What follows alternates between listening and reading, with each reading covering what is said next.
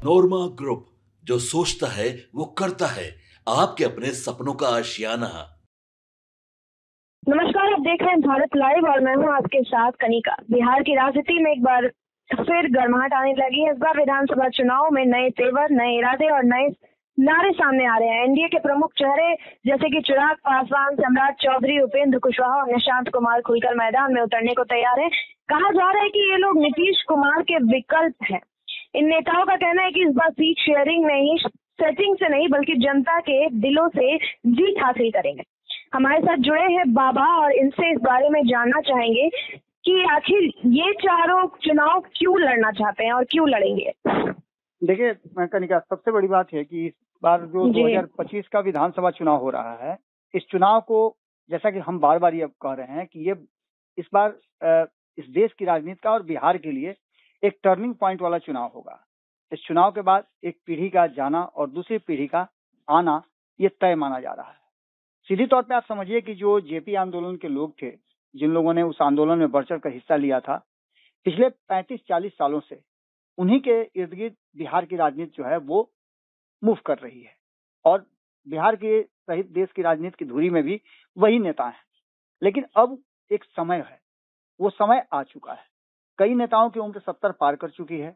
तो ऐसी स्थिति में अब वो कितना चुनाव लड़ेंगे, और ऐसी स्थिति में एक बात तो तय मानी जा रही है कि ये नेता जो अब राजनीति में या तो हैं या राजनीति में आने की तैयारी कर रहे हैं, इन नेताओं को एक एक करके अब बिहार की राजनीति में प्रवेश करना है। और इसमें सबसे बड़ी शुरुआत जो है वो अलग अलग जाति धर्म के और अलग अलग जो मुख्यमंत्री बनने की होड़ में लोग हैं, उन लोगों के बारे में ज्यादा चर्चा हो रही है। सबसे बड़ी चर्चा इस बात को लेकर के हो रही है कि उपेंद्र कुशवाहा ने इसकी शुरुआत की है।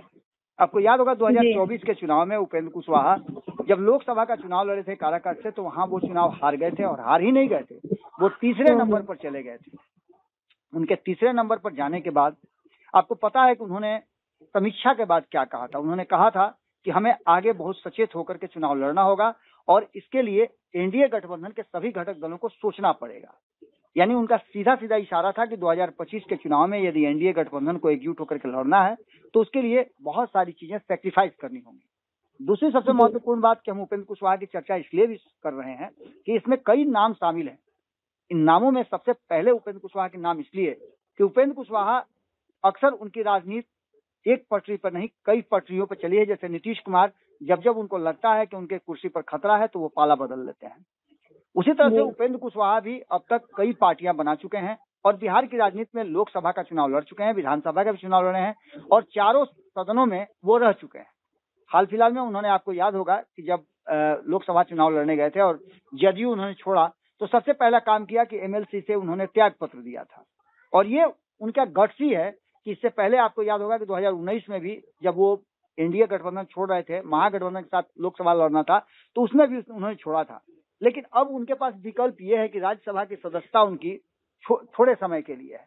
तो ऐसी स्थिति में बिहार में जो परिस्थितियां बन रही है और बिहार में नीतीश कुमार का विकल्प बनने की जो तैयारी है, उस तैयारी में सबसे पहला नाम उपेंद्र कुशवाहा का आता है। उपेंद्र कुशवाहा नीतीश कुमार के स्टाइल की राजनीति करते हैं, उनके आइडियोलॉजी के साथ चलते हैं और उनके वोट बैंक से भी आते हैं।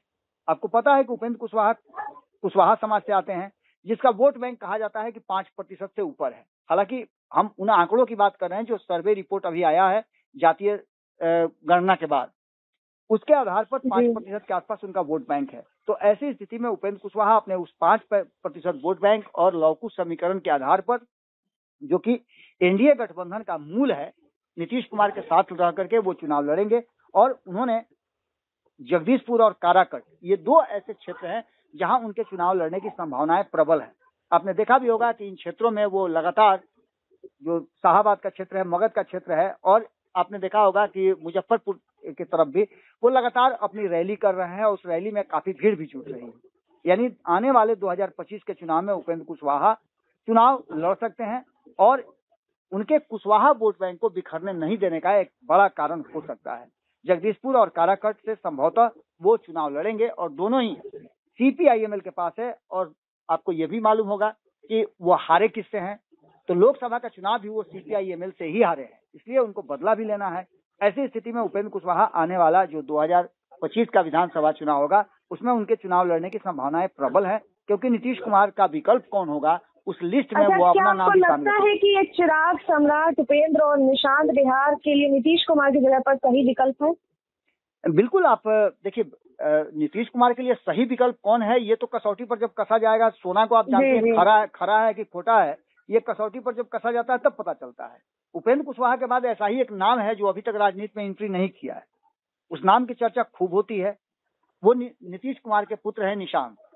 निशांत को लेकर के भी आपने देखा होगा कि लगातार उनकी चर्चा बिहार की राजनीति में हो रही है और कहा यह जाता है कि वो बिहार की राजनीति में प्रवेश करेंगे अगर वो नहीं आते हैं जनता दल यूनाइटेड में। मेरी कई लोगों से जनता दल यूनाइटेड की बातचीत हुई, उस बातचीत के आधार पर लोग ये बात अब मान के चल रहे हैं, जो लोग इस बात के समर्थक हैं कि निशांत के आने के बाद जनता दल यूनाइटेड को संभाला जा सकता है, उनका मानना यह है कि निशांत को नहीं आए, इसको लेकर के कई तरह की बातें की जा रही हैं और ये समझाने की कोशिश की जा रही है नीतीश कुमार को या फिर निशांत को, या जो लोग चाहते हैं कि निशांत आए उन लोगों को समझाने की कोशिश हो रही है कि कहीं ऐसा ना हो कि निशांत के आने के बाद से परिवारवाद और अन्य चीजों का ठप्पा नीतीश कुमार पर लग जाए और नीतीश कुमार ये चुनाव लूज कर जाए। अब इसी बात को लेकर के निशांत को रोकने की कोशिश की जा रही है, लेकिन फैक्ट यही है कि निशांत एक बड़े, कहा जा रहा है कि जदयू के लिए नहीं कहा जाता है कि मरने अंधे को क्या चाहिए एक आंख, वही स्थिति है। और कहीं ना कहीं जनता दल यूनाइटेड की जो वर्तमान स्थिति है, आपने देखा होगा कि जनता दल यूनाइटेड में अक्सर नीतीश कुमार के इर्द गिर्द जो परिक्रमा करने वाले लोग होते हैं, उनके आपसी टकराव के कारण जदयू को कई बार नुकसान भी हुआ है, कई लोगों को छोड़ना पड़ा है, कई लोग पार्टी से बाहर भी हुए हैं, कई लोग नीतीश कुमार के विरोधी बने हैं, जदयू के विरोधी बने हैं। लेकिन अब निशांत को लेकर के जो चर्चाएं चल रही थी, उसमें निशांत को लेकर के जो चर्चा है उसमें कहा जा रहा है कि निशांत हरनौत या अस्थामा इन दोनों में से किसी एक जगह से विधानसभा का चुनाव 2025 में लड़ सकते हैं और यहां से उनकी राजनीति की शुरुआत होगी। लेकिन कुछ लोगों का मानना यह है कि निशांत के चुनाव लड़ने से कहीं ना कहीं एक बात तो नीतीश कुमार जो है कटघरे में खड़ा होंगे। खैर, ये सारी बातें राजनीतिक हैं और राजनीतिक बातों में एक बात आप मान के चलिए कि जिस तरह से वो तैयारी कर रहे हैं और जिस तरह से वो राजनीतिक कार्यक्रमों में शामिल नजर आ रहे हैं, उससे साफ लगता है कि निशांत की तैयारी चल रही है। उन्होंने इस बीच में पदयात्रा भी किया था और कई कार्यक्रमों में उन्हें देखा भी गया है। तो ऐसी स्थिति में सीट शेयरिंग से ज्यादा जो सेटिंग वाली बात है, उस सेटिंग के आधार पर इस बार चुनाव लड़ना चाहते हैं। और इससे होगा क्या कि जो लौकुश समीकरण का वोट जो बिखर रहा है, आपने हाल फिलहाल में देखा होगा कि कुशवाहा समाज के कई नेता आ गए हैं। निशिकांत कुशवाहा को आपने देखा होगा जयलाल कुशवाहा भी अपनी तैयारी कर रहे हैं, आपने देखा होगा कि नागमणि कुशवाहा भी अपनी तैयारी कर रहे हैं। ऐसे कई नेता हैं जो तैयारी कर रहे हैं, लेकिन इन सभी के वोट बैंक को एक जगह इकट्ठा करने में, यानी नीतीश का जो लौकुश समीकरण का वोट है, वो यदि निशांत और उपेंद्र कुशवाहा चुनाव लड़ते हैं तो इस वोट को कहा जा सकता है कि समेट करके सहेज करके रखने में सफलता प्राप्त हो सकती है। और इसीलिए एक तरफ उपेंद्र कुशवाहा जगदीशपुर या काराकट, तो वहीं निशांत हरनौत या अस्थामा से चुनाव लड़ने की तैयारी कर सकते हैं, चुनाव लड़ सकते हैं और इस पर मुहर लग सकती है। अच्छा, इन नेताओं में से कौन है असल में जन भावनाओं से जुड़ा हुआ है और कौन सत्ता की रणनीति का हिस्सा है? जो ये चार नेता हैं जिनका मैंने नाम लिया। सत्ता की राजनीति तो सभी करते हैं, रहा सवाल जन नेता की, तो ये सभी जन नेता हैं, क्योंकि सबका अपना अपना एक जनाधार है। निशांत इसमें एकमात्र हैं जो अब तक प्रूफ नहीं कर पाए हैं कि उनके साथ लोगों का समर्थन कितना है। लेकिन जिस तरह की भीड़ जुटती है, जिस तरह से लोग उनको देखते हैं या मीडिया उनके पीछे दौड़ती है उनकी बात सुनने के लिए, तो निश्चित रूप से कुछ उनमें भी है ऐसा जिसको लेकर के, या हो सकता है कि वो नीतीश कुमार के पुत्र हैं इसलिए लोग जानना चाहते हो, वो कम बोलते हैं इसलिए लोग जानना चाहते हो कि वो और क्या क्या कहना चाहते हैं। लेकिन इसके बाद आपने जो बात की उसमें सम्राट चौधरी का नाम भी बड़ी तेजी से आ रहा है। सम्राट चौधरी आपको पता है कि नीतीश कुमार के विकल्प के रूप में भी देखे जाते हैं और स्वाभाविक रूप से आपको अगर देखिए भारतीय जनता पार्टी की तरफ आंख करके, तो भारतीय जनता पार्टी की तरफ जैसे ही उसके ऑफिस की तरफ आप देखेंगे ना, तो सबसे बड़ा पोस्टर अगर किसी का नजर आएगा और सबसे ज्यादा किसी की चर्चा हो रही होगी तो वो सम्राट चौधरी होंगे। उनको उप मुख्यमंत्रियों के श्रेणी में 1 नंबर में भी रखा गया है। 8वें उप मुख्यमंत्री के रूप में वो शपथ भी लिए थे और उसके बाद से लगातार जिस तरह से उन्होंने राजनीतिक यात्रा की शुरुआत की, उसको लेकर के ये लगता है कि वो चुनाव लड़ेंगे और चुनाव लड़ करके वो अपने आप को प्रूफ करेंगे। पहले भी वो कई बार प्रूफ कर चुके हैं, इस बार भी उनके क्या सम्राट चौधरी नीतीश कुमार को टक्कर दे सकते हैं? नहीं, यहाँ नीतीश कुमार को टक्कर देने वाली बात तो तब होती है जब वो विपक्ष में होंगे। नीतीश कुमार को टक्कर देने का तो अभी सवाल ही नहीं है। नीतीश कुमार को सपोर्ट करने का सवाल है और उस सपोर्ट सिस्टम के लिए ही सम्राट चौधरी वो लवकुश समीकरण से ही आते हैं, इसलिए नीतीश कुमार के हाथ को और मजबूत करना है। क्योंकि आपको पता है कि नीतीश कुमार शारीरिक रूप से हो या और अन्य कई मामलों में, लोकसभा चुनाव में भी देखा गया है कि कुशवाहा समाज टूटा है। हालांकि कई कुशवाहा जीत करके आए हैं, लेकिन कई कुशवाहा हारे भी हैं। सबसे बड़े कुशवाहा नेता उपेंद्र कुशवाहा वो हार गए हैं। तो कहीं ना कहीं ये कुशवाहा समाज लवकुश समीकरण टूटा है। इसके लिए सम्राट चौधरी भी निश्चित रूप से जिम्मेवार हैं, क्योंकि वो भी कुशवाहा समाज से आते हैं। 2024 के चुनाव में उनकी भूमिका बड़ी थी। वो अपनी पार्टी के प्रदेश अध्यक्ष हुआ करते थे, उप मुख्यमंत्री की कुर्सी उनके हाथ में थी, लेकिन उसके बावजूद भी कुशवाहा समाज के कई नेता हारे हैं एनडीए गठबंधन से। तो ऐसी स्थिति में सम्राट चौधरी खुद चुनाव लड़ करके प्रूफ करना चाहेंगे कि वो मुख्यमंत्री और नीतीश कुमार के रिप्लेसमेंट में सबसे मजबूत दावेदार हैं। इसलिए उनके लड़ने की भी संभावना ज्यादा है। इधर अपने क्षेत्र में भी वो काफी मेहनत कर रहे हैं। एक तो उनका परबत्ता, जहां से वो पहले भी चुनाव लड़ चुके हैं, वो उनके क्षेत्र में आता है, वहां से चुनाव लड़ने की चर्चा हो रही है। और दूसरा सीट जो है कुम्हरार की सीट है। इस सीट पर भी कहा जाता है कि कुशवाहा समाज का अच्छा खासा वोट है। इस सीट पर भी सम्राट चौधरी के लड़ने की संभावनाएं प्रबल है। ये बातें उड़ती उड़ती जो अंदर राजनीतिक गलियारे में चल रही हैं, उन बातों के आधार पर मैं बता रहा हूं कि परबत्ता और कुम्हरार जो है, ये दो ऐसी सीटें हैं जहां सम्राट चौधरी चुनाव लड़ सकते हैं। और आने वाले 2025 में जब एनडीए गठबंधन की सरकार बने, तो वहां पर सम्राट चौधरी ये प्रूफ कर सके कि उनके पास भी जनाधार है। वो लोगों के बीच से चुन करके आते हैं, बैकडोर से वो मुख्यमंत्री नहीं बनना चाहते हैं। तो इसके लिए हो सकता है, और इस वोट बैंक को अपने साथ साधने के लिए भी लवकुश समीकरण वाला, जो कि नीतीश कुमार का अस्थायी वोट कहा जाता था, उसमें बिखरा हुआ है, उसे भी जोड़ने के लिए ये तीनों का समीकरण बन सकता है, उपेंद्र कुशवाहा, निशांत और सम्राट का। लेकिन इनसे भी एक बड़ा एक नाम सामने आ रहा है। इस नाम पर भी खूब चर्चा हो रही है। और बाकी लोगों ने तो अभी तक नहीं कहा है कि वो बिहार में चुनाव लड़ेंगे, लेकिन एक शख्स को लेकर के उसकी पार्टी बार बार कह रही है कि वो बिहार में चुनाव लड़ेंगे। आते तो वो अनुसूचित जाति से हैं, लेकिन वो जनरल सीट से चुनाव लड़ेंगे। ये नाम है चिराग पासवान का। चिराग पासवान को लेकर के आपने सुना भी होगा।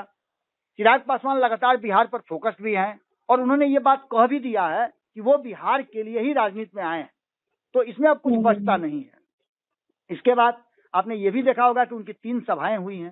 तीनों सभा में उन्होंने खुल करके कहा है कि वो बिहार के लिए ही चुनाव में आए हैं। और अगर एनडीए गठबंधन को, उनकी पार्टी को और बिहार की जनता को ये लगता है कि उन्हें चुनाव लड़ना चाहिए बिहार में, तो वो बिहार में चुनाव लड़ने के लिए तैयार है। यानी सीधी तौर पे नीतीश कुमार के विकल्प और रिप्लेसमेंट के रूप में अगर किसी को देखा जाए, क्योंकि ये बात तो आपको भी पता होगा ना कि चिराग पासवान, सम्राट चौधरी, उपेंद्र कुशवाहा और निशांत ये चुनाव अगर लड़ते हैं तो इन चारों के पास एक वैलिड कारण भी होगा नीतीश कुमार का विकल्प बनने का। दूसरी तरफ अगर ये चुनाव लड़ते हैं तो इसका इम्पैक्ट भी ज्यादा होगा। रहा सवाल चिराग पासवान का, तो चिराग पासवान के बारे में आपको अच्छी तरह से पता है कि उनका फैन फॉलोइंग किस तरह से है, यूथ अपील करते हैं, A to Z के नेता कहे जाते हैं।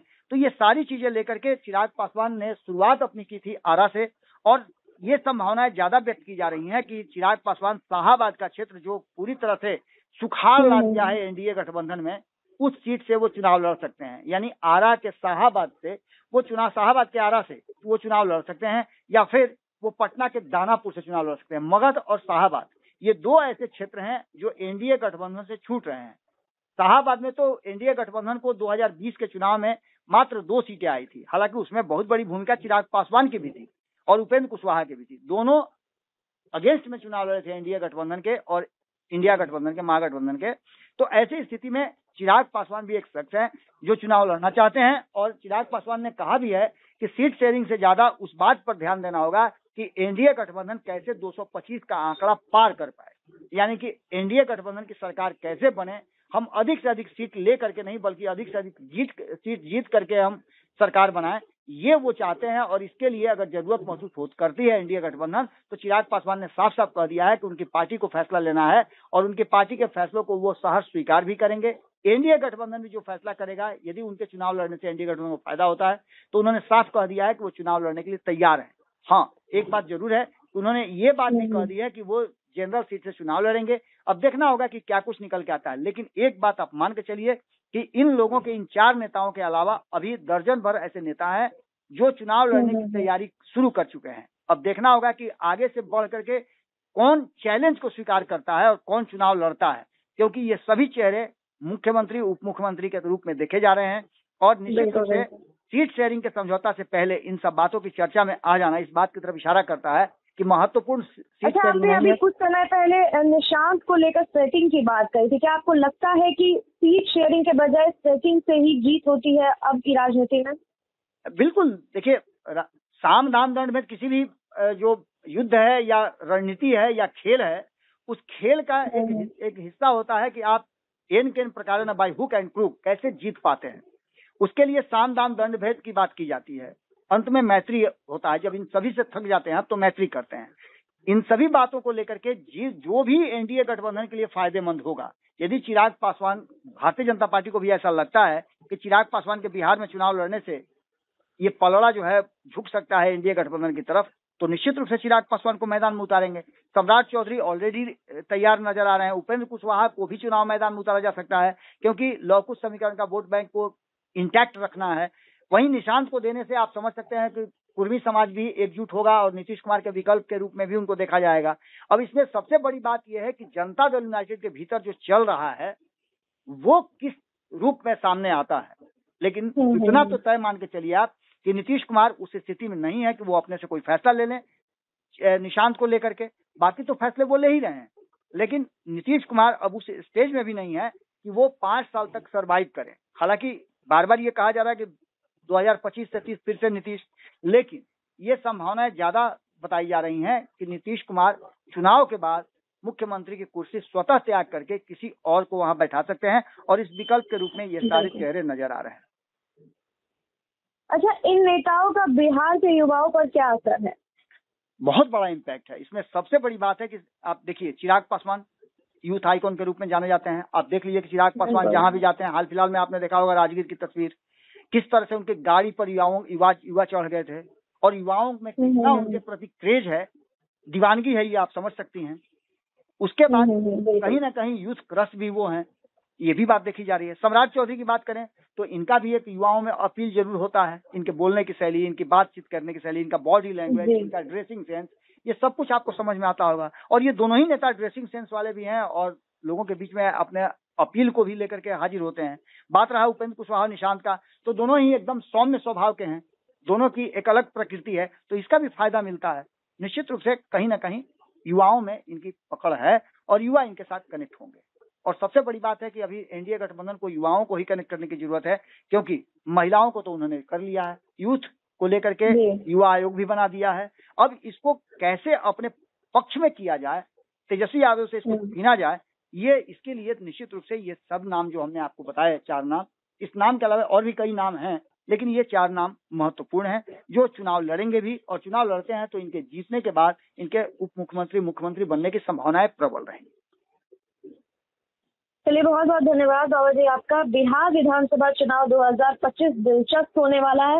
बाबा से बात करके ऐसा पता चला कि चारों में अलग अलग क्वालिटीज है, चारों अपने फील्ड में बहुत ही निपुण है। आपको बता दें कि इन चारों की अपनी अलग अलग रणनीति है, लेकिन अगर निशांत कुमार की बात की जाए तो वो अभी तक प्रूव नहीं कर पाए हैं इस चीजों को कि वो नीतीश कुमार के विकल्प में रह सकते हैं। एनडीए के ये 4 चेहरे सिर्फ सीटों पर नहीं, जनता के दिलों पर भी कब्जा जमाने निकले हैं। अब देखना ये है कि सेटिंग के आरोपों से परे ये नेता किस हद तक सेवा और विकास के दम पर जनता का भरोसा जीत पाते हैं। बिहार की राजनीति में इस बार सिर्फ कुर्सी नहीं, जन समर्थन असली हथियार बनेगा।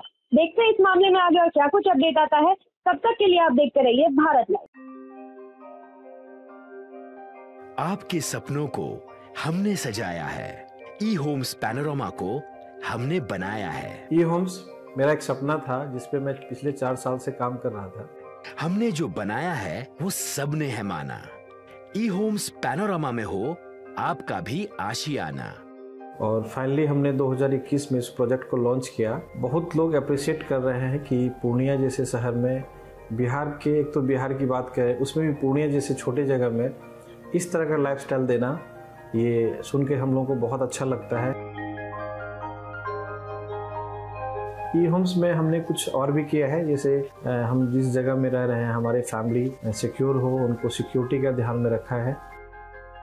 आपकी सुविधा और सुरक्षा आपके लिए खास है, ये आपका विश्वास है। इसमें आर्टिफिशियल इंटेलिजेंस का 7 लेयर सिक्योरिटी का हमने इस्तेमाल किया है। लस ग्रीन कैंपस को बनाया है। यदि हमारा बाउंड्री वाल है तो वो वर्टिकल गार्डन है, ये जितनी भी फैसिलिटी होता है एक इंटरनेशनल टाउनशिप में ई होम्स है, ये हम लोग विश्वास नहीं कर पा रहे हैं। जो भी हमारे मित्र दोस्त या जो भी हमारे बाहर के बाहर आते हैं तो हम लोगों को बहुत अच्छा सुनने को मिलता है और बहुत अच्छा क्रेडिट मिल रहा है। वो सारा हमने सिर्फ एक बिल्डिंग नहीं बनाया, हमें एक बहुत अच्छा लाइफस्टाइल दिया ई होम्स में, और मेरा एक सपना था जिसको मैं आज फुलफिल होते हुए देख पा रहा हूँ। ये आपका आवास है। ई होम्स पैनोरामा में अब आपका निवास है। E homes Panorama, luxurious lifestyle redefined. Panorama group, जो सोचता है वो करता है। अगर ये वीडियो पसंद आई और वह बिहार के राजनीति और बिहारियत से सरोकार रखेनी तो सब्सक्राइब बटन दबा के चैनल के सब्सक्राइब कर ली। ओजे एगो घंटी बा, ओकरा बटन दबा देला से कुल सटीक और मारक खबर रुआ मुफ्त में मिल जाई। अगर रुआ पत्रकारिता के हमनी के नया प्रयोग में सहयोग कर चाहतानी तो ज्वाइन बटन दबा दी। पेटीएम नंबर नोट कर ली 9386816700।